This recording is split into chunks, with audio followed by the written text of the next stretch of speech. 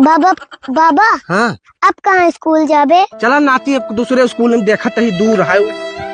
ठीक है।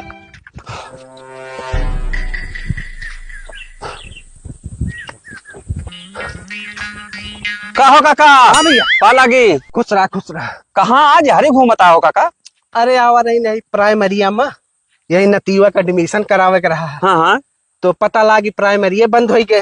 हाँ हाँ एक तो सुनी है। अब 10 किलोमीटर दूर प्राइमरी है, वो कहा था ले जा एडमिशन करावा। ये तो बड़ा दिक्कत है काका। अब दिक्कत का भैया घोल करियो का है, जानता है दारू 1 किलोमीटर पे मिलता है और स्कूल 10 किलोमीटर।